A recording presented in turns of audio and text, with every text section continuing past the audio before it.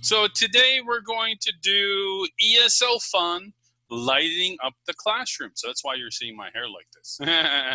Because, where I live in the Philippines, we've been in lockdown for about 9 months. And actually, only a couple days ago, they started opening it up where people can actually go to the barbers. I just don't feel comfortable yet going to the barbers, to the barber shop. So maybe another 6 months, then I'll get a haircut.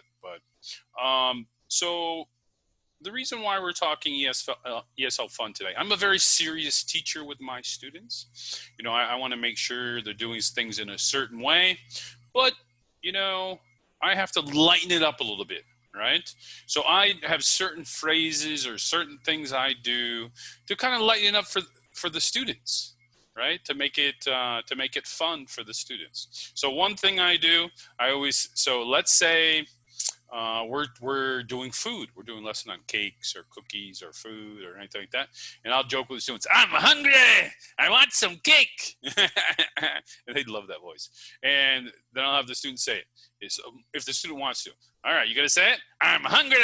And then they'll go, what do you want to eat? And then we kind of joke around a little bit, right? So that's one thing I do with my students to kind of lighten up the atmosphere, to have a little bit of fun with them. Another thing I do, let's say that we have farm animals or wild animals we're doing, any type of animals we're doing, zoo animals, anything like that.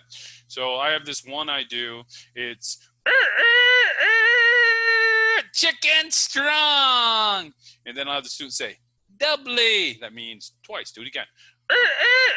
Chicken strong. The reason why I do that, there's a chicken farm across the road from where I live, and every morning those roosters are going off. So that's how I came up with that. It's just something fun.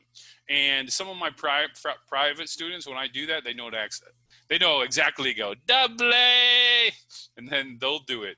They'll do the chicken strong. So it's just something to break everything up a little bit.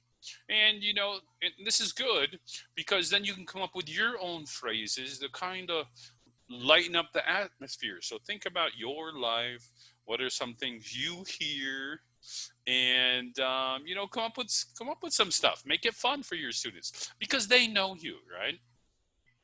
And that's what you want to do. You want to try to really get to know your students, and so they know you too. So if they know that you have chickens across the street, then come up with something, for that you can use every once in a while to kind of lighten things up a little bit. Another one I use, it's very funny. Whoa, macho man. I want to be a macho man, macho man. And that's from, I think it's a 70s or 80s song. Just make it fun, right? So I use that one sometimes, if we're doing a song in the beginning of class or near the end of the class, I'll go, all right, I want to be a macho man. And then I'll do the macho man song. And the last one I do a lot of rhythm in the classroom. So I've said this before many times. So if we're doing, I mostly do this with sight words. So this, that, these, those. 99% of my student, when I say it like that, they'll say it. If I go like this, that, these, those, 80% of my students won't say it. So come up with something fun that you can get your students to repeat, because that's basically what I'm trying to do. I'm trying to get my students to repeat as much as possible during my classes. So try to come up with something fun for them so they're repeating, and then that's the goal, right? Isn't that the goal? Get them talking, get them repeating, get them so you could, when they're doing that, I listen for the pronunciation, so that I can really, really help them as much as I can. But really, those are the five. I think I get five or maybe four things that I do to kind of lighten up the classroom a little bit, make it fun, right? So you don't have to always be serious. I am serious 90% of the time because I'm trying to get my students to do certain things. But there's sometimes you just got to lighten it up. If you see, so you really got to hone in on the student. So if you see that they're really struggling, getting super, super frustrated, kind of lighten it up a little bit and then come back to it, right? So, you know, I didn't used to do that. And I would make some students very, very upset. So that's what I'm trying to avoid. I don't want to do that. I want to be very serious. I want them to do what they need to do because that makes the parents happy. But, you know, sometimes, you know, if, you know, you see they're very, very frustrated or something, you know, just lighten up a little bit, joke with them a little bit, right? Ask them some questions about their life. Anything you could do just to lighten it up a little bit, because that's the most important thing. It's making sure that the students are learning, and that you know the kids learning online. It's not easy, you know. Plus, they have a lot of homework and everything else. So you just want it. You want them to be, you know, you want them to be happy, right? So I think the most important thing, you know, at the end of the day. So always at the end of the day, I go to the and I do this with the students. It doesn't matter if they had the worst class ever. I'll go, woo!